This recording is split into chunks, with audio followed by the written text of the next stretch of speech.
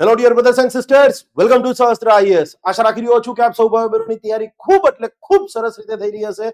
આપ લોકો મન લગાવી ખુદની ક્ષમતાઓ પર વિશ્વાસ રાખી અને પોતાની તૈયારી કરી રહ્યા હશો. વિદ્યાર્થી મિત્રો, તમારામાંથી ઘણા બધા લોકો જે હતા ક્લિયર છે એ જ્યારથી આઈએસએચઓ ની પરીક્ષા આવેલી હતી, હું વાત કરી રહ્યો છું 2023 ની, 2026 ની નહીં, એ સમયે કદાચ કોઈ કારણોસર એમની મહેનત ઓછી પડી અથવા તો વોટેવર નસીબે સાથ ન દીધો, પણ સમહાવ સિલેક્શન ન થઈ શક્યું, ત્યારથી એ લોકોને એવું હતું કે ભાઈ હવે જ્યારે નેક્સ્ટ આઈએસએચઓ આવશે ત્યારે આપણે ગમે એમ કરીને લાગી જ જઈશું. કારણ કે જોબ પ્રોફાઇલ એ પ્રકારની છે. એમ કે મેં લાસ્ટ ટાઈમના વિડીયોમાં પણ કીધું હતું કે મિકેનિકલ એન્જિનિયરિંગ વાળા માટે ક્લિયર છે, આરટીઓ જો તમારી યુપીએસસીમાં આઈપીએસ પેલી ગણતા હો, એમ એ પ્રકારનો ભાવ ગણતા હોય તો આઈએસએચઓ ઇઝ નિયર અબાઉટ બરાબર, તમે તો એને આઈએએસ ગણી શકો. એક પ્રકારની ક્રીમ જોબ કહી શકાય, અને માટે જ ઘણા લોકોનું આ પરીક્ષાને લઈને ડ્રીમ હોય છે. જેવું 2026માં, આમ તો 25માંથી જ ખબર પડી ગઈ હતી, પણ જેવું 2026માં એની ભરતીનું કેલેન્ડરમાં ઓફિશિયલી જાહેર થયું એટલે પછી બધા છોકરાઓને ટેન્શન એ આવ્યું કે સિલેબસ શું હશે. યસ, મને રેગ્યુલર બેઝિસ પર કહેતા હતા સાહેબ કોર્સ ક્યારે ચાલુ થશે, કોર્સ ક્યારે ચાલુ થશે, તમે કંઈક કરો. બરાબર છે સાહેબ, અમે લાસ્ટ ટાઈમ તમારો કોર્સ નહોતો લીધો, બરાબર છે, પણ આ વખતે લેવા માંગીએ છીએ. ત્યારે હું એક જ વસ્તુ કહેતો હતો કે let's wait, first let GPSC decides the syllabus, અને એક વખત એ સિલેબસ આપણને આપશે પછી આપણે આગળ વધીશું. નવો સિલેબસ જ્યારે ડેપ્યુટી ડાયરેક્ટરનો આવ્યો ત્યારે એમ લાગ્યું હતું કે ભાઈ ચલો જૂનો સિલેબસ જ એ લોકો કન્ટિન્યુ કરશે. જૂનો ઇન ધ સેન્સ 2023માં જે બદલાયો હતો એ. પણ ફાઇનલી જ્યારે 2026નો સિલેબસ આવ્યો ત્યારે ઘણા બધા વિદ્યાર્થીઓ શોકમાં જતા રહ્યા કે યાર આ બધું શું છે.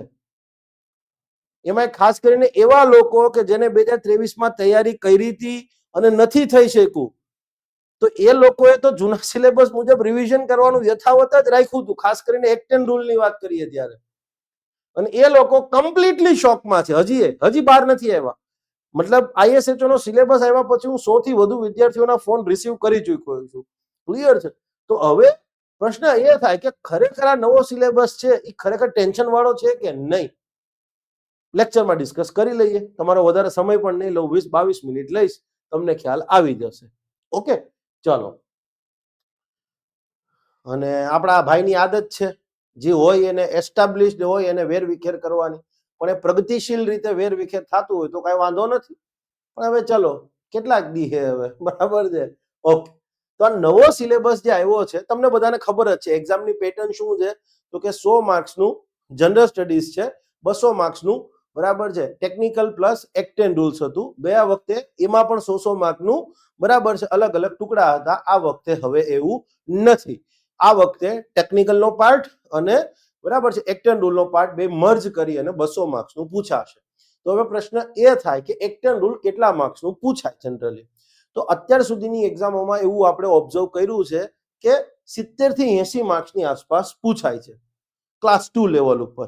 કોઈક વખત પછી 65 માર્ક, કોઈ વખત 70, કોઈક વખત 71, 72, બટ નોટ મોર દેન 75. ચલો 80 પણ હું વધારે કર્યો છું, નોટ મોર દેન 75. પણ મેં કીધું તું એમ કે તમારા પોર્શનની અંદર તમારે જીએસ અને આ બે વસ્તુ તમારા ટેકનિકલ કરતા બહુ એટલે બહુ ઈઝી છે. If you are a chemical engineer તો તમને મિકેનિકલ વાળામાં શું કઈ ખબર પડવાની છે? ઓકે, વાઇસ વર્સા, મિકેનિકલ વાળાને કેમિકલ વાળામાં ખબર નહીં પડે. પણ આ જીએસ અને એક્ટ એન્ડ રૂલ છે એ બહુ કોમન પોર્શન રહેવાનો છે, અને ટેકનિકલ કરતા તો બહુ એટલે બહુ ઈઝી થઈ જાય છે ફેકલ્ટી સારા હોય તો. બરાબર, હા, એ પણ સત્ય છે. તો નવા સિલેબસમાં એક્ટ એન્ડ રૂલ્સમાં જે ચેન્જીસ આવ્યા છે એને લઈ અને આપણે સ્ટેપ બાય સ્ટેપ વાત કરીએ. અને ઘણા બધા વિદ્યાર્થીઓ ફેકલ્ટીઓને જ્યારે પૂછતા હોય છે ત્યારે ફેકલ્ટીઓ એને કેટલા ગેરમાર્ગે દોરે છે એ હું તમને કહું છું. મારી આગળ કોલ રેકોર્ડિંગ પણ છે, પણ હું જાહેર કરવા નથી માંગતો. ક્લિયર છે? કારણ કે એ પછી વ્યક્તિગત રીતે એટેક થઈ જશે, માટે નથી કરવો. હા, બહુ જવાબદારી સાથે કહી રહ્યો છું. જે સાહેબ હશે અને જે હશે એને ખ્યાલ પડી જશે હમણાં. ઓકે, પહેલા હું તમારું બધાને જે મનમાં ટેન્શન છે, શંકા ઊભી થઈ છે, એ હું દૂર કરી દઉં. એક લાઈનથી દૂર થઈ જશે. તમે એવું માનતા હો કે ભાઈ અમે તો જૂના સિલેબસ મુજબ બધા કાયદાઓ બરાબર ફિંગર ટિપ્સ ઉપર ગોખી નાખ્યા હતા, બરાબર રિવિઝન રેગ્યુલર કરતા હતા, અને હવે આ શું થયું? તો એક લાઈનનો જવાબ છે, જે થયું ને એ બહુ સારા માટે થયું છે. તમારી ગધા મજૂરી ખરેખર એટલે ખરેખર બહુ ઓછી થઈ ગઈ છે. એક્ટેન રૂલમાં તમારી ગધા મજૂરી બરાબર છે 50% ઓછી થઈ ગઈ. હું ખોટું નહીં કહેતો. લાસ્ટ ટાઈમ તમારા 13-14 અલગ અલગ કાયદાઓ હતા, એની હેઠળના નિયમો હતા. દરેક કાયદામાં કોઈક વસ્તુ 45 દિવસ હોય, કોઈક વખત 60 દિવસ હોય, કોઈક જગ્યાએ 30 દિવસ હોય. હવે એ તમારે પેલા તો જતું રહ્યું છે. અમુક જગ્યાએ રૂલ નંબર હોય, XYZ રૂલ ની અંદર ફોર્મ નંબર 5 આપ્યો હોય તો અમુક જગ્યાએ ફોર્મ નંબર 4 હોય, ફોર્મ 6 હોય, અમુકમાં ફોર્મ રોમન આંકડામાં પાછું લખ્યું હોય. તો આ બધી માથાકૂટો થતી હતી. દરેકે દરેક કાયદાની ડેફિનેશન્સ ને એ બધું યાદ રાખવાનું થતું હતું, રાઈટ? તો હવે તમારે આ વખતે એ નથી. આ વખતે તમારે મેઇન જે છે એ 3 જ કાયદા પર ફોકસ કરવાનું છે. બેને તમે જે કોડ કહો છો એ એક પ્રકારનો કાયદો જ છે, બરાબર છે? તો સરકારે એને નામ કોડ આપ્યું છે. Code on social security, occupational safety, health and working condition code, બરાબર છે? ઓક્યુપેશનલ સેફટી કોડ આપણે એને કહીએ છીએ. અને ત્રીજો છે એન્વાયરમેન્ટ પ્રોટેક્શન એક્ટ, બરાબર છે? એ સિવાય બી પેલો અનએમ્પ્લોયમેન્ટ વાળો જે એક્ટ છે, બરાબર છે? સોરી, ફિઝિકલી હેન્ડીકેપ્ડ પર્સનનો એક્ટ જે છે, યસ, એ પણ છે. પણ એ આપણે અત્યારે કોઈ બહુ અત્યારે આપણું મેઇન ફોકસ આ 2 કોડ ઉપર રહેવાનું છે. મેં કીધું એમ કે ભાઈ તમારી ખરેખર એટલે ખરેખર જે તમે બીજા સબ્જેક્ટ પર ફોકસ કરી શકશો, ક્લિયર છે? યસ. અને આ વસ્તુ બહુ જરૂરી હતી, જે થવી બહુ જરૂરી હતી. મેં લાસ્ટ ટાઈમ વિડીયોમાં કીધું હતું અને ખબર નહીં કદાચ વિડીયો પૂગી ગયો હોય ભાઈ હસમુખ કાકા આગળ, એટલે કદાચ સિલેબસ એમને બહુ સારી રીતે ડિફાઇન કર્યો, એ બદલ એમનો પણ આભાર, ધન્યવાદ. ડેપ્યુટી ડાયરેક્ટરના સિલેબસમાં આજના દિવસે ફેક્ટરી એક્ટનો પોર્શન મૂક્યો છે. અને ફેક્ટરી એક્ટ હું નથી કહેતો, ભારત સરકારે, રાષ્ટ્રપતિએ કહી દીધું છે કે રદ થઈ ગયો છે, સતાય છે. હવે રાષ્ટ્રપતિના વટને ઉપર જવું એનું તર્ક હું સમજી શકું એટલો બુદ્ધિમાન તો નથી.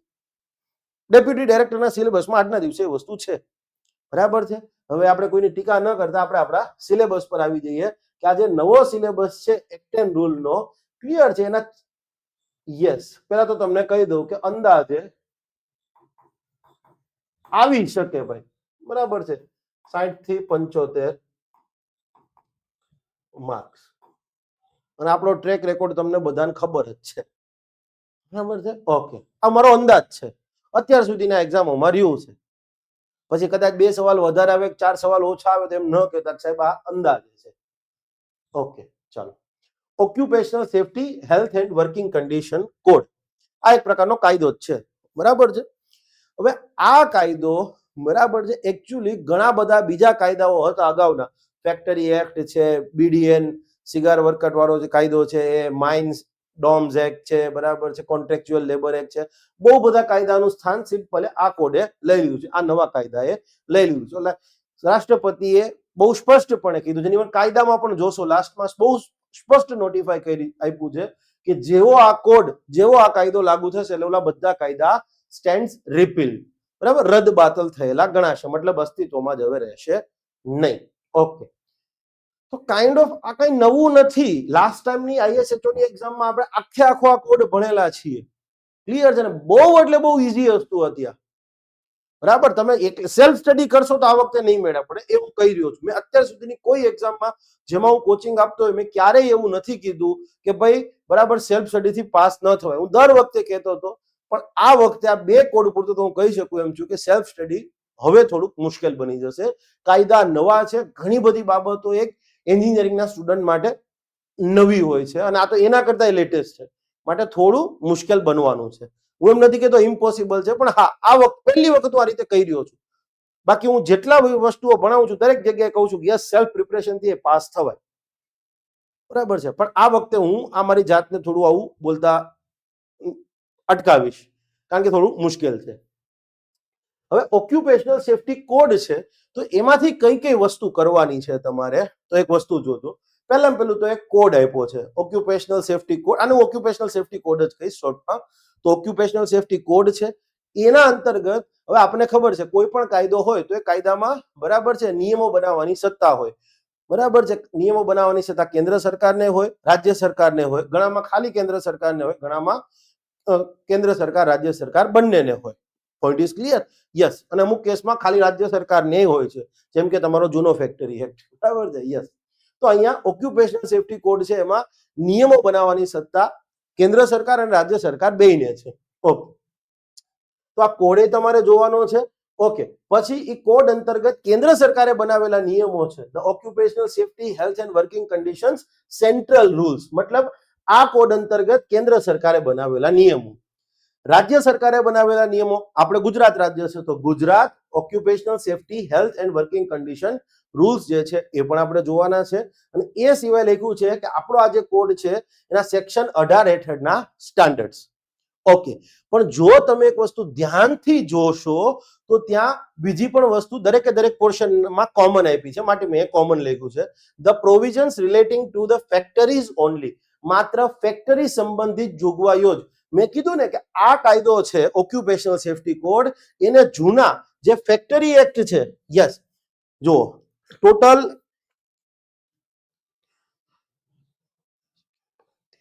13 કાયદા હતા. એ 13 કાયદાઓના સ્થાને આ નવો ખાલી એક સિંગલ જ કોડ. હવે ઉદ્યોગ જગત હતું ને એને બરાબર છે એક જ આરે ઘણા બધા કાયદાઓનું પાલન કરવું પડતું, માટે સરકારે કીધું કે ભાઈ તમને એક સિમ્પલ કોમન એક્ટ જ આપી દઈએ, બધી બાબતોનો સમાવેશ કરતો એવો કે જેથી એક જ કાયદાનું પાલન કરવું પડે. બરાબર છે. તો ફેક્ટરી એક્ટ છે, માઇન્સ એક્ટ છે, ડોક વર્કર્સ એક્ટ છે, building and other construction worker act છે, પ્લાન્ટેશન લેબર એક્ટ છે, કોન્ટ્રાક્ચ્યુઅલ લેબર એક્ટ છે, બહુ બધા, બીડી એન્ડ સિગાર વર્કર્સ, બહુ બધા, આ 13 કાયદાઓ છે. આ 13 કાયદાઓના સ્થાને બરાબર છે એક જ કોડ આવ્યો છે. તો સ્વાભાવિક છે કે આ કાયદામાં ફેક્ટરીને લગતી જોગવાઈ હશે, માઇનિંગ ખાણ ખનીજને લગતી જોગવાઈ હશે, બિલ્ડિંગ એન્ડ અધર કન્સ્ટ્રક્શન વર્કરને લગતી જોગવાઈ હશે, યસ, એમાં બીડી અને સિગારવાળાની વાત હશે, પ્લાન્ટેશન વર્કર્સની વાત હશે, કોન્ટ્રાક્ચ્યુઅલ લેબરની વાત હશે, બધી વાત હોવાની છે. તો યસ, અહીંયા સ્પષ્ટ કીધું છે કે આ કોડ તમારે પહેલા તો આખો નથી કરવાનો, ફેક્ટરીઝ એક્ટ, ફેક્ટરીઝ સંબંધિત જોગવાઈઓ છે એ જ કરવાની છે. હવે ઘણા પાછા અહીંયા હરક પદુડા થઈ જાય, જેમ એક સાહેબ થયા છે, બરાબર છે. હવે મારે એક રેકોર્ડિંગ છે માટે હું બોલી શકું એમ છું, બહુ જવાબદારી સાથે. એમને બરાબર છે સ્ટુડન્ટે ફોન કર્યો, સ્ટુડન્ટને એવું કીધું કે નહીં, ઓક્યુપેશનલ સેફ્ટી કોડમાં બરાબર છે માત્ર ને માત્ર તમારે ફેક્ટરી એક્ટને ફેક્ટરી સંબંધિત જોગવાઈઓ જ કરવાની છે, મતલબ સેક્શન 79 ટુ સેક્શન 91 જ કરવાનો છે. એટલે ગણીને તમે ગણો ને તો 13 સેક્શન હજી કે ખાલી કરવાના, બીજું કાંઈ નથી કરવાનું આ કાયદા, આ કોડના, ઓક્યુપેશનલ સેફ્ટી કોડના. એટલે મને તો આ વસ્તુ સમજાણી નથી, બરાબર છે, પણ હું છતાંય તમને એમનું શું લોજિક છે એ મને નથી સમજાતું, પણ હું સિમ્પલ એક વસ્તુ બહુ જવાબદારી સાથે કહી રહ્યો છું. ફેક્ટરીની વાત કરી છે તો ફેક્ટરીનું રજિસ્ટ્રેશનની વાત નહીં આવે, યસ. પછી તો કે એમાં ફેક્ટરીમાં એમ્પ્લોયર હોય અને એમ્પ્લોઈઝ બી હોય તો એની ડ્યુટીઝ, એની ફરજોની વાત ન આવે. ઓક્યુપેશનલ સેફ્ટી એન્ડ હેલ્થ જે જાળવવાની છે ફેક્ટરીઝની અંદર એની વાત નહીં આવે. હેલ્થ, સેફ્ટી, વર્કિંગ કન્ડિશન ફેક્ટરીની વાત નહીં આવે. તો યસ, આ કોડની અંદર તમે જોશો તો chapter 1, chapter 2, chapter 3, chapter 4, chapter 5, બરાબર છે, chapter 6, chapter 7, hours of work and annual leave with the wages, વર્કર્સની કામની કલાકો કેટલી હશે એ બધી જોગવાઈઓ નહીં આવે. 100% આવશે, 101% આવશે, બરાબર. Maintenance of register and records and return, inspector cum facilitator and other authority, તો આ બધી જોગવાઈઓ આવશે જ, બરાબર છે. મહિલાઓની રોજગારી સંબંધિત વાત. પણ યસ, જેવા તમે ચેપ્ટર 9 ની અંદર જાઓ છો તો ચેપ્ટર 9 ની અંદર તમે જો કોડ હોય તમારી પાસે તો જોશો તો એમાં પછી અલગ અલગ 8 પાર્ટ પડ્યા છે. પાર્ટ 1 કોન્ટ્રાક્ચ્યુઅલ લેબર નથી કરવાનો, part 2 interstate migrant worker. Chapter 9 ની અંદર વાત કરું છું ઓક્યુપેશનલ સેફ્ટી કોડમાં, ચેપ્ટર 9 જોશો તો પાર્ટ 1 છે કોન્ટ્રાક્ચ્યુઅલ લેબર, પાર્ટ 2 છે ઇન્ટરસ્ટેટ માઇગ્રન્ટ વર્કર્સ, પાર્ટ 3 છે ઓડિયો વિઝ્યુઅલ વર્કર્સ, પાર્ટ 4 છે માઇન્સ, ખાણ ખનીજ. આ બધું નથી કરવાનું. જો કે નો ડાઉટ મેં મારા કોર્સમાં આ બધું ભણાવ્યું છે, કારણ કે લાસ્ટ ટાઈમ આવું સ્પેસિફાઈ નહોતું.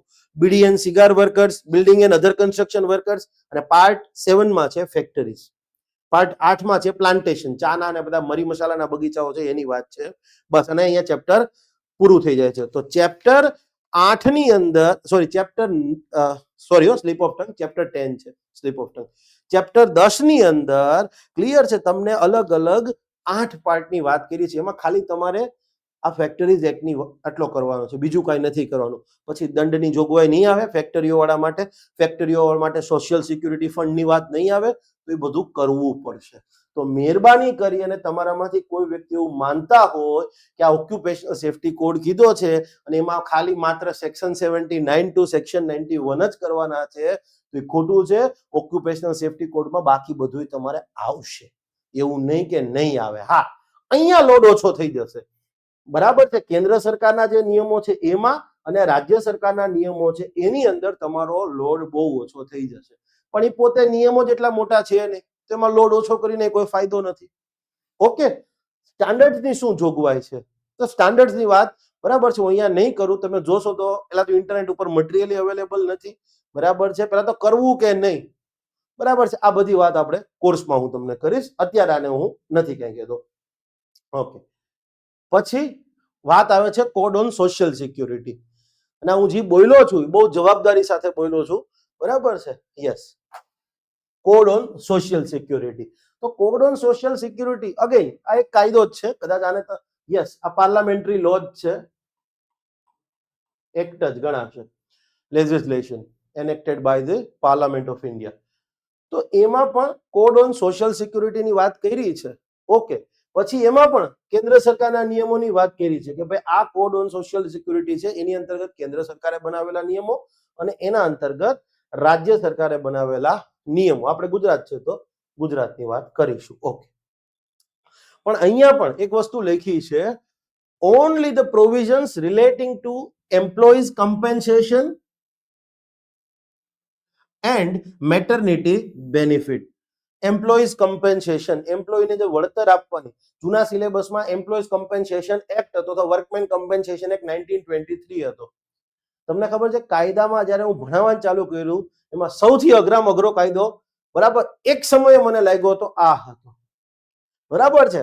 એમ્પ્લોઈઝ કમ્પેન્સેશન એક્ટ છે જ નહીં આ વખતે તમારા સિલેબસમાં. જુઓ તમે કેટલી શાંતિ થઈ ગઈ. ખરેખર જે જાણે છે ને એને ખબર જ છે કે ભાઈ આમાં કોઈ જ એટલે કોઈ તમારા નવા સિલેબસમાં ઉલટાની તમારે મેન્ટલી શાંત રાહત રહી છે.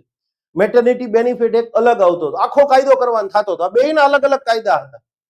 અને ઇવન તમે નહીં માનો, જ્યારે અમે લો વાળા મારા મિત્રો હતા, સ્ટુડન્ટ્સ હતા, જ્યારે હું દિલ્હી જતો હતો એ સમયે વાત છે, અથવા ક્યારે બી ચર્ચામાં છે, ત્યારે હું એમ કહેતો, પ્રાઉડલી કહેતો કે ભાઈ मैंने एम्प्लॉय कंपनसेशन एक्ट बच्चों को पढ़ाया है और उसमें से ही सारे क्वेश्चन निकले थे.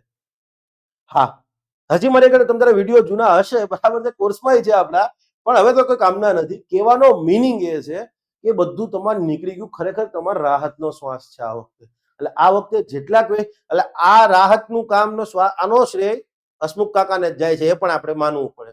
કોઈ વ્યક્તિના બરાબર કામથી સહમત ન હોય, ટીકા કરો તો અહીંયા એનો આનો શ્રેય એમને આપવો જ પડે, એ બી એટલું જ સત્ય છે.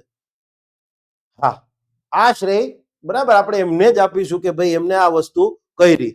ઓકે, હવે કોડ ઓન સોશિયલ સિક્યુરિટી છે તો એની અંદર મેં કીધું એમ કે તમારે ખાલી અને ખાલી મેટર્નિટી બેનિફિટ, જે માતૃત્વ સંબંધિત લાભ છે અને વર્કરોને એમ્પ્લોયને વળતર આપવાની જોગવાઈઓ છે, તો એટલી જ વસ્તુઓ કરવાની છે. તો એની અંદર બરાબર છે આનું ચેપ્ટર 6 એન્ડ ચેપ્ટર 7, આ બે જ વસ્તુ બરાબર છે તમારે મેઇનલી જોવાની છે. પણ એનો મીનિંગ ક્યારેય એવો નથી કે ઉપરનો પાર્ટ જે છે બરાબર છે અમુક તમે એ હટાવી શકો. જો હવે એમ્પ્લોઈઝ કમ્પેન્સેશન કીધું તો પહેલી વાત એમ્પ્લોય પ્રોવિડન્ટ ફંડ ની વાત નહીં આવે. વળતર આપવાનું છે તો પ્રોવિડન્ટ ફંડ સંબંધિત જોગવાઈઓ હશે જ ને. તો એનું ચેપ્ટર 1, ચેપ્ટર 2, ચેપ્ટર 3 બરાબર છે, ચેપ્ટર 4, આ બધી વસ્તુઓ તમારે કરવાની રહેશે. બરાબર છે, યસ. એટલે એ લોકો ખાલી લખી દીધું છે. પછી માનો કે એ જ કોડની અંદર ચેપ્ટર 8 જોશો, social security and says in respect of building and other construction worker act નથી કરવાનું. ચેપ્ટર 8 બરાબર છે. પછી ફાઇનાન્સ એન્ડ એકાઉન્ટની વાત હોય, બરાબર છે, authority assessment and compliance recovery penalties offence, આ બધી વસ્તુઓ તમારે જોવી પડશે ભાઈ. બરાબર, સોશિયલ સિક્યુરિટી ફંડની આમાં પણ વાત કરી છે, એપ્લિકેશન ઓફ આધાર. એટલે કોઈ એમ માનતું હોય કે ખાલી હું 2 ચેપ્ટર કરીને જતો રહું તો ચાલી જશે, ભાઈ એવું ન ચાલે. કારણ કે તમે ચેપ્ટરની અંદર માનો કે ડેફિનેશન છે તો ડેફિનેશનમાં હવે બીડી એન્ડ અધર કન્સ્ટ્રક્શન વર્કર્સને લગતી ડેફિનેશન હોય તમારે કરવાની જ નથી. એ બધુંય આપણે તમને કોર્સમાં જોઈશું. બરાબર છે. માથા એટલે જ હું ગઈકાલે સિલેબસ આવ્યો, બરાબર છે, સાંજે મારા હાથમાં સિલેબસ, આઈ થિંક પરમ દિવસે સિલેબસ આવ્યો, મને એક્ઝેક્ટ યાદ નથી ગઈકાલે કે પરમ દિવસે, પણ આજે હું રવિવારે લેક્ચર રેકોર્ડ કરી રહ્યો છું. 21 જૂન વિશ્વ યોગ દિવસ, દિવસ પણ સારો છે. અને હમણાં સાંજે લગભગ બરાબર 5:30 વાગ્યાની આસપાસ આ યુટ્યુબ પર આવી જશે. અત્યારે 4:45 જેવું થયું છે, બરાબર છે. યસ. તો કહેવાનો મિનિંગ તમને એ છે કે અહીંયા તમારું બરાબર જે સિલેબસ ખરેખર નવો આપ્યો છે એક્ટેન રૂલમાં, એ વિદ્યાર્થીઓના હિતમાં જ થયો છે. અને અઘરું નથી, કોમ્પ્લેક્સ છે એમાં હું ના નથી કહેતો, જટિલ વસ્તુ બની ગઈ છે, પણ હવે થોડુંક તો રહેવાનું છે. કારણ કે આ નવા કાયદા છે. સરકારે, તમે વિચાર કરો, આદિ અનાદિકાળથી બાબા આદમના કાયદાઓ હતા એ બધાને પેલા તો હટાવી દીધા, એની જગ્યાએ એક નવા કાયદા લાવ્યા. એમાં વર્કર્સનું કલ્યાણ પણ જળવાવું જોઈએ, સામે બિઝનેસને રાહત પણ રહેવી જોઈએ. આ બે વસ્તુ બેલેન્સ કરવા જાય ત્યારે થોડુંક જટિલતા એમાં અપેક્ષિત છે. કોઈ વાંધો નહીં, સમયની સાથે બધું દૂર થઈ જશે. પછી નવા કાયદા છે. યસ. અને નવા કાયદા છે, બીજો એક બેનિફિટ છે. તમે એક વસ્તુ વિચાર કરો, આ બધા કાયદા જે દી મને ખબર પડી એ દી તમને ખબર પડી, અને એ જ દિવસે જે વ્યક્તિ પેપર સેટ કરશે ભવિષ્યમાં આ એક્ઝામને લઈને, એને ખબર પડી છે.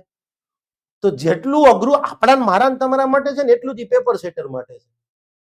ઓલું તો ફેક્ટરી એક્ટમાં હોય તો એ તો વર્ષોથી, માનો કે કોઈ ઇન્ડસ્ટ્રીયલ ડિપાર્ટમેન્ટના કોઈ સિનિયર અધિકારી હોય, સિનિયર મોસ્ટ અધિકારી, એવા કોઈ વ્યક્તિને પેપર કાઢવાનું કીધું હોય તો ફેક્ટરી એક્ટમાંથી અઘરા ક્વેશ્ચન કાઢીએ. કે કેમ? કારણ કે આટલા વર્ષોનો એનો અનુભવ હોય, તો એ અનુભવને તો આપણે નો બીટ કરી શકીએ ને. પણ હવે તો આમાં ક્યાં અનુભવની વાત આવી? આ તો એના માટે નવું છે. ખ્યાલ આવ્યો? એટલે બહુ ચિંતા કરવાની જરૂરિયાત હવે નથી અહીંયા. યસ. એ તો લેક્ચર આવશે એટલે તમને ખ્યાલ આવી જશે. પછીના પોર્શનમાં જે okay, Gujarat physically handicapped persons employment in factories act, બરાબર છે. જે દિવ્યાંગ હોય, બરાબર, શારીરિક રીતે હેન્ડીકેપ્ડ, વિકલાંગ, પણ હવે વિકલાંગ શબ્દ નથી બોલતા આપણે, દિવ્યાંગ. તો દિવ્યાંગોને ફેક્ટરીમાં રોજગારી આપવાના સંદર્ભમાં એક કાયદો છે. યસ. ઓલરેડી જૂનો આપણે ભણાવેલો છે, એમાં કોઈ ફેરફાર નથી. એ અને એની હેઠળના નિયમો, આ તો જૂનું જ છે. Environment protection act, environment protection rules, okay. Manufacture, storage and import of hazardous chemical rules, chemical accidents, emergency planning, preparedness and response rules, આ બધી વસ્તુઓ જૂની છે. પણ હવે એક વસ્તુ તમને એમ પ્રશ્ન થાય કે સાહેબ અહીંયા જૂનું, મતલબ જૂના સિલેબસનું છે, ઓકે, અને કોર્સની અંદર આ વિડીયો બધા અવેલેબલ જ છે, આ જેટલું પોર્શન છે ને.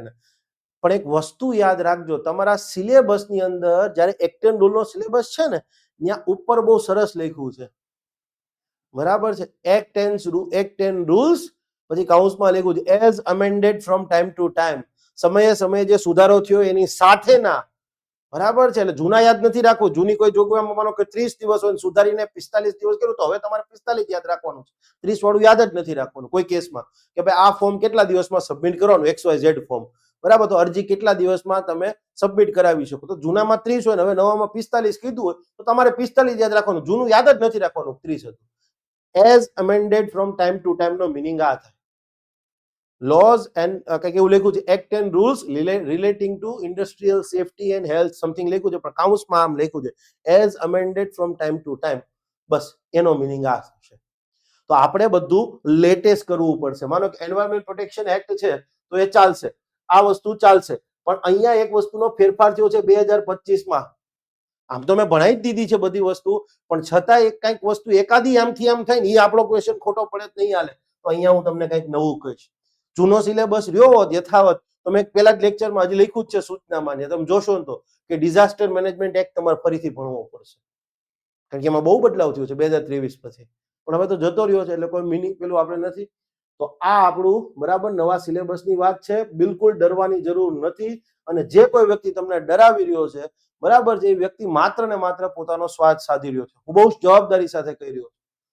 અને મેં અગેન કીધું છે કે આ વસ્તુ અઘરી નથી, કોમ્પ્લેક્સ જરૂર છે, એમાં હું ખોટું નહીં કહું. મેં અત્યાર સુધીની કોઈ એક્ઝામમાં નથી કીધું કે ભાઈ તમે આ વખતે સેલ્ફ પ્રિપરેશન થોડી આ વખતે મુશ્કેલ બનશે, થોડી. કારણ કે હા, ઓક્યુપેશનલ સેફટી કોડે ઓલરેડી અત્યારે આખો ભણાવેલો પડ્યો છે કોર્સની અંદર, બરાબર છે. યસ. હવે નેક્સ્ટ આપણે જે ટોપિક શરૂઆત કરીશું, બરાબર છે, એ આનાથી શરૂઆત કરીશું, કોડ ઓન સોશિયલ સિક્યુરિટી. પછી એ બધાના નિયમો બધું જોઈશું. મેઇન પોર્શન તમારો આ છે, આ વસ્તુ ભણાવી દઈએ પછી નિયમોની શરૂઆત કરીશું. બાકી બધું તો ઓલરેડી એડેડ જ છે કોર્સની અંદર. ઓકે. આપણું આ આપણો ટ્રેક રેકોર્ડ છે, બરાબર છે. તમને બધાને કીધું જ છે, વારંવાર કંઈ કહેવાથી એને આત્મસિદ્ધા કરવાનો કોઈ મિનિંગ નથી. જીપીએસસી દ્વારા જે અલગ અલગ પરીક્ષાઓ લેવાય છે અને એમાં કાયદાના કેટલા સવાલ આવ્યા અને એમાંથી કેટલા છે આપણામાંથી કવર થયા એ આપણે આપ્યું છે અને આપણા પ્રૂફ ટેલિગ્રામમાં અવેલેબલ છે. ટેલિગ્રામ 22 તારીખ સુધી બેન છે, આજે 21 તારીખ છે. આવતીકાલે ટેલિગ્રામનું બરાબર છે જેવું ખુલી જશે એટલે આપણી ટેલિગ્રામ ચેનલ પણ એક્ટિવ થઈ જશે. ત્યાં બધા તમને પ્રૂફ મળેલા હશે.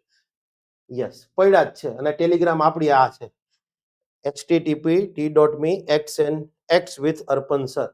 લિંક તમને ડિસ્ક્રિપ્શન બોક્સમાં મળી જશે. ત્યાંથી તમે તમારા બધા પ્રૂફ એક્સેસ કરી શકશો. તો આપણો આ કોર્સ છે. કોર્સ જે છે, યસ, મેં કીધું એમ સહસ્ત્ર આઈએએસ ની એપ્લિકેશનમાં તમને ઉપલબ્ધ છે. એન્ડ્રોઈડ એ લોકોએ સહસ્ત્ર આઈએએસ આ એપ્લિકેશન ડાઉનલોડ કરવાની છે. iOS વાળાએ શું તો કે માય ઇન્સ્ટિટ્યૂટ અથવા તો ક્લાસ પ્લસ, અને એમાં જો ઓર્ગેનાઇઝેશન કોડ પૂછે તો ઓર્ગેનાઇઝેશન કોડ નાખવાનો છે TVNIC. T for Tamil Nadu, V for Vijay, N for National, I for India, C for Center.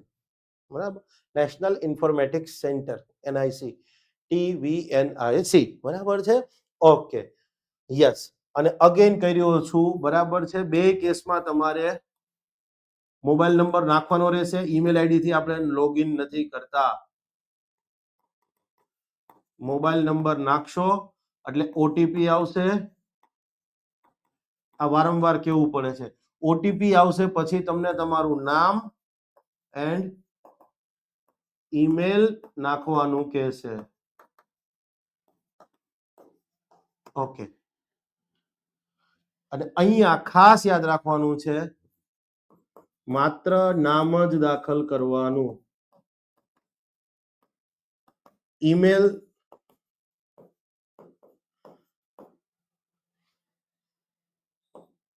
નાખવાનું નથી. યસ, અને સીધું લેટ્સ ગો, આગળ વધી જવાનું છે. આગળ વધવું, ખાલી નામ જ નાખવાનું છે તમારે. ઓનલી અને ઓનલી તમારું, બરાબર છે, નામ જ નાખવાનું. મોબાઈલ નંબર આવી ગયો એટલે પછી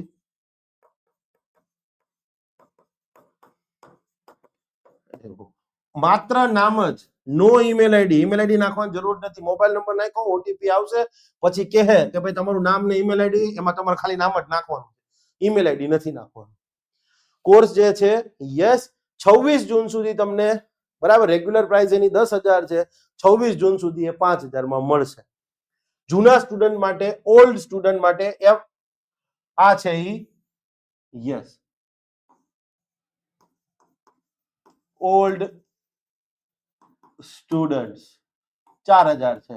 હવે ઓલ્ડ સ્ટુડન્ટ્સ ક્યાં? સહસ્ત્ર આઈએએસ માં તમે કોઈ પણ કોર્સ લીધો હોય, પોલિટી, કોન્સ્ટિટ્યુશન, ઇકોનોમી, બરાબર છે, કે કોઈ બી કોર્સ, બરાબર, સહસ્ત્ર, ઇવન ટેસ્ટ સિરીઝ બી, આરટીઓ વખતે ટેસ્ટ સિરીઝ લીધી હોય કે પછી માનો કે યસ જીપીસીબી નો કોર્સ હતો હમણાં, તો એ જૂના આઈએસએચઓ ના સ્ટુડન્ટ હોય, પછી જીપીસીબી આસિસ્ટન્ટ એન્વાયરમેન્ટ એન્જિનિયરિંગની પરીક્ષા હતી તો એના તમે સ્ટુડન્ટ હો, ટીડીઓ વાળા સ્ટુડન્ટ હો, સહસ્ત્ર આઈએએસ માં તમે એક વખત કોર્સ પરચેસ કર્યો છે, બરાબર છે, તમારે માત્ર ને માત્ર શું કરવાનું છે, જૂનો કોર્સ પરચેસ કર્યો છે એની એક પરચેસ રિસિપ્ટ હશે, તમે પૈસા પે કર્યા હશે, એ અમને ખાલી આપવાની છે.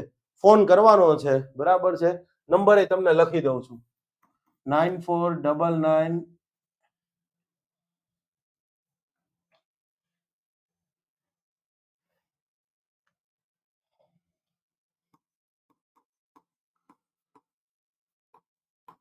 3975. આ નંબર ઉપર મને ફોન કરવાનો છે. ડાયરેક્ટ મારો જ નંબર છે. વોટ્સઅપ કરશો તો સ્ટાફના હાથમાં આવશે, બરાબર. તો ત્યાં તમારે પરચેસ રિસિપ્ટ મોકલી દેવાની છે કે ભાઈ આ સાહેબ મેં તમારો આ કોર્સ આ ટાઈમમાં પરચેસ કર્યો હતો, તો એમના માટે 1,000 રૂપિયા ઓફ છે. અને આ ઓફર એ 26 જૂન સુધી જ છે હો ભાઈ. હા,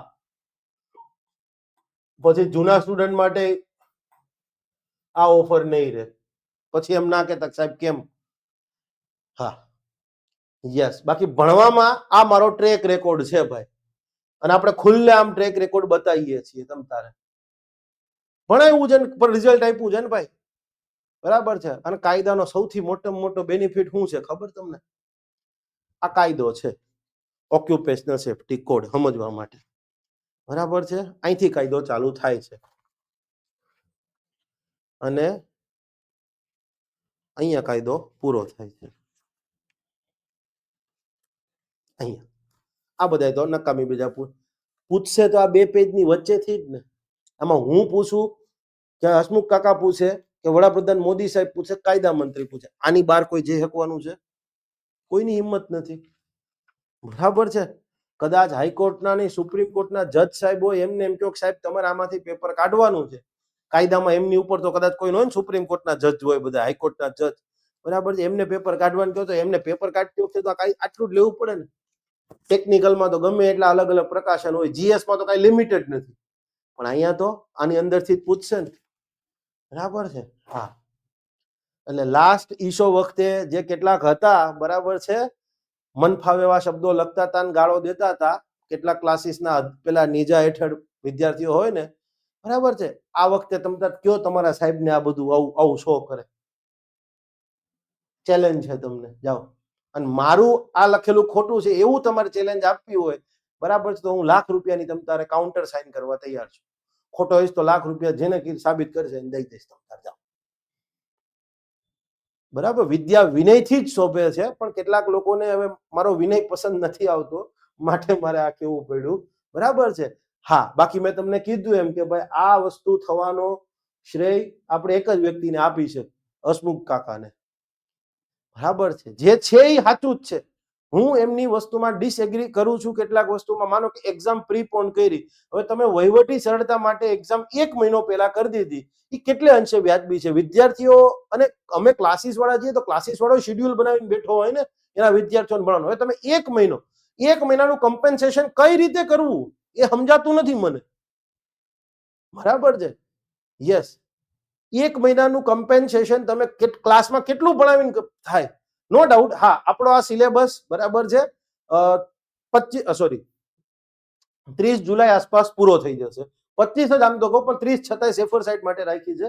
30 જુલાઈ આસપાસ આપણો આ સિલેબસ પૂરો, એટલે તમને રિવિઝન માટે ઇનફ 12 દિવસ મળશે, બરાબર છે. 31 જુલાઈ સહિત ગણો તો 13 દિવસ મળે તમને, બરાબર. હું પ્રયત્ન પૂરો કરીશ કે 25 જુલાઈ સુધીમાં પૂરું કરી જ દઉં, બરાબર છે. એનાથી વહેલા કોશિશ કરીશ, પણ છતાંય હું તમને સેફર સાઈડ માટે ચલો 25 જુલાઈ, 30 નહીં, ફાઇનલ, જાઓ 25 જુલાઈ પહેલા આ આપણો કોર્સ પૂરો. યસ, પણ તમે આ તો મારે ચલો આ બધી વસ્તુ ભણાવેલી પડી છે ટેકનિકલ વાળા સાહેબોને, અને આમાં કઈ અપડેટ નથી થયું, પણ ટેકનિકલના જે સાહેબો છે, એટલે મેં કીધું એમ કે જે વસ્તુમાં હું ડિસએગ્રી કરું છું એમાં, બરાબર છે, કોઈ દિવસ એગ્રી નહીં, બરાબર. યસ, જે રિસ્પેક્ટફુલી ડિસએગ્રી કરું છું. યસ, અને મેં અગાઉના વિડીયોમાં પણ કીધું હતું કે I am not questioning mister Hasmukh Patel integrity. હું એમની સત્યનિષ્ઠા પર કોઈ સવાલ નથી ઉઠાવી રહ્યો, ક્યારેય નહીં, કોઈ ના ઉઠાવી શકે, બરાબર છે. એમની કામ કરવાની જે શૈલી છે એની સાથે તમે ડિસએગ્રી હોઈ શકો છો, ઇટ ઇઝ ફાઇન. બધા એગ્રી થાય તો લોકશાહીનો મિનિંગ શું છે? લોકશાહીનો મતલબ જ એ થાય, democracy is equivalent two descent. તમે તમારો વિરોધ વ્યક્ત કરી શકો છો. યસ, અને કન્સ્ટ્રક્ટિવ વિરોધ હોવો જોઈએ. હું કોઈ પણ વસ્તુમાં બોલી રહ્યો છું તો મારી પાસે એની પાછળનું રીઝન છે. હું એમનેમ ખાલી નથી કહી રહ્યો, બરાબર છે, કે ભાઈ હા આ કાર્યપદ્ધતિ આમ ના હોય. મેં કારણ આપ્યું ને, 1 મહિનો તમે એક્ઝામ વહેલી લઈ લીધી છે માત્ર ને માત્ર વહીવટી સરળતા ખાતર, બરાબર. તો વિદ્યાર્થીઓના, અને આના કારણે તમને શું અધિકારીઓ હારા મળવાના છે ભવિષ્યમાં? તમારા લેવલ ઉપરની એક પણ પ્રકારનો લેકાડેસિકલ એપ્રોચ જે છે કે ભાઈ હા ચલો જોયું જશે, આ રાજ્ય ભોગવશે. ખરાબ વ્યક્તિ અથવા non suitable candidate if gets selected in the examination, તો આ રાજ્ય 30 વર્ષ સુધી નેક્સ્ટ એને પગારે આપશે ને બધું લાભ આપશે, તો એ તો ઉચિત નથી ને. માટે હું કહી રહ્યો છું, અને બહુ એટલે બહુ સંયમ રાખું છું, પણ છતાંય બોલાઈ જાય છે, એટલું જ સત્ય છે, બરાબર છે. યસ, અને ખરેખર મને તો એમ લાગ્યું હતું, I was the one who was very happy at that time કે ભાઈ ચલો બહુ સારા વ્યક્તિ આવ્યા છે, બરાબર છે. તમે ક્લાસ 1-2 ની એક્ઝામ છે જીપીએસસી, એનો જનરલ સ્ટડીઝનો સિલેબસ હરખો, આ બધાનો હરખો, ક્લાસ 3 નો હરખો, પછી મિનિંગ શું છે? પેપર એક જ કરી નાખો ને, જેના ઓછું માર્ક આવે એ નાયબ મામલતદાર, એસટીઆઈ, પછી ગવર્મેન્ટ લેબલ ઓફિસર, મામલતદાર ના છેલ્લે જે હશે ડેપ્યુટી કલેક્ટર, આ બધું કરવું જ ના પડે, એ જ કરો ને તો ભાઈ. માફ કરજો, મારે આજે દાઈજે બળતા બોલાઈ જાય છે, બરાબર છે, હું બોલવા નહોતો માંગતો, બરાબર છે. પણ હવે ઠીક છે, અહીંયા આપણો આ લેક્ચર બી પૂરો થાય છે. આશા છે કે તમને બધી બાબતો ક્લિયર થઈ ગઈ હશે, અને કોઈ પણ ક્વેરી હોય, બરાબર છે, તમે મને ગમે ત્યારે ફોન કરી શકો છો. અને અગેન કહી રહ્યો છું, એક્ટ એન્ડ રૂલનો પોર્શન અઘરો નથી પણ બહુ કોમ્પ્લેક્સ છે. છતાંય કોઈ વ્યક્તિ સેલ્ફ પ્રિપરેશન કરતો હોય, તમ તારે મારો ફોન હંમેશા એમના માટે ચાલુ જ રહેશે. લેક્ચરમાં આવીશ તો ફોન સ્વિચ ઓફ આવશે, બરાબર. યસ, બાકી તમ તારે એવું નથી કે કોઈ સેલ્ફ, હા, વળી એમ ન કહેતા સાહેબ તમારો કોર્સ વેચવો છે માટે આ કર્યો છું. ભગવાન કરે કે હવે મારો આ ફિલ્ડમાં બહુ અંતિમ દિવસો છે, હું બહુ ઓપનલી કહી રહ્યો છું. હવે અહીંયાથી ભાઈ હું ખુદ વિડ્રો થવા માંગુ છું, એ પણ એટલું જ સત્ય છે. ક્લિયર? હા, એટલે કોઈ એમ ના સમજતા સાહેબને કોર્સ વેચવા છે માટે કહી રહ્યા છે કે આ અઘરું છે અને આમ છે. ના, એવું નથી ભાઈ. હું તો ખુદ આ બધા ભગવાનને કહું છું, બરાબર છે. ચલો, થેન્ક યુ. જય હિન્દ, જય જય ગરવી ગુજરાત. મારો દેશ, મારી પહેચાન, મારું રાજ્ય, મારું સ્વાભિમાન.